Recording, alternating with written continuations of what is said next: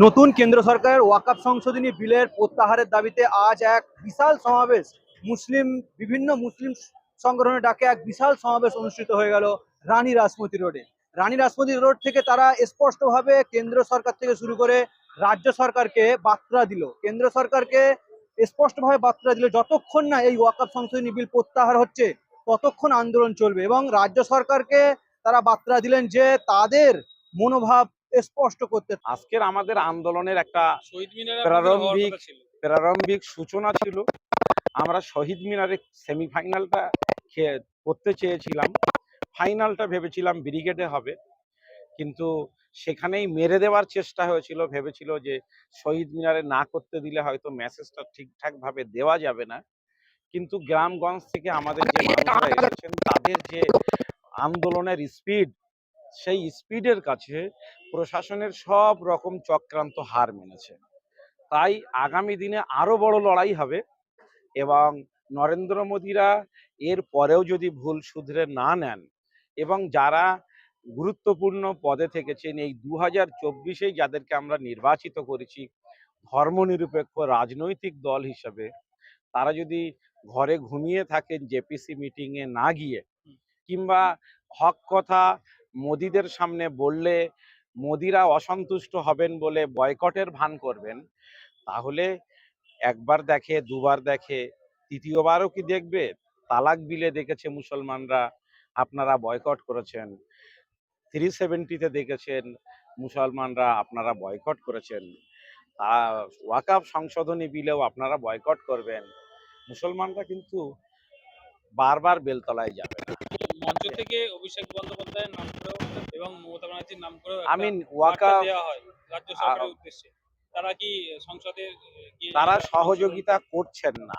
আজকের বাধ্য হয়ে আমাকে বলতে হচ্ছে যে মমতা ব্যানার্জি এবং তার যিনি মানে দলের সর্বভারতীয় সভাপতি সাংসদ, তারা আমাদের এই আন্দোলনে যে সহযোগিতা বিজেপির শরিক দল করছে, চন্দ্রবাবু নাইডু নীতিশ কুমার করছে, সেইটুকু সহযোগিতাও মমতা ব্যানার্জি করছেন না।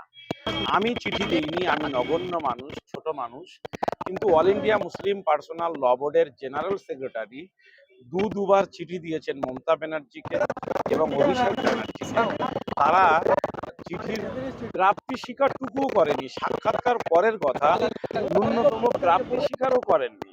আগামী শনি এবং রবি, এই নভেম্বর মাসের 23 এবং 24 দুদিন অল ইন্ডিয়া মুসলিম পার্সোনাল ল বোর্ডের কনফারেন্স আছে ব্যাঙ্গালোরে। সেখানে যদি বাংলার পরিস্থিতি আমাকে বলতে হয় যে সরকারের বা তৃণমূল কংগ্রেসের তারা লড়বেন কি লড়বেন না, তাদের উপরে অল ইন্ডিয়া মুসলিম পার্সোনাল ল বোর্ড ভরসা করবে কি করবে না, আমাকে তো কিছু বলতে হবে।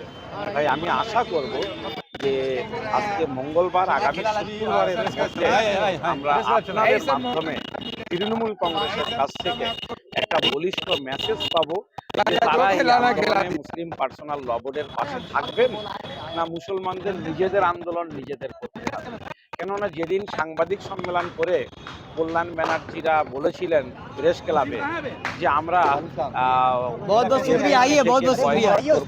সংসদের যৌথ কমিটির মিটিং এ আমরা যোগ না দিয়ে আমরা বয়কট করব, সেদিন আমাদের মনে হয়েছিল যে আমাদের পাশে যাদেরকে আমরা ভোট দিয়ে নির্বাচন করেছি, আমাদের লড়াইয়ের সময় বোধহয় তারা নেই, তারা থাকবে না।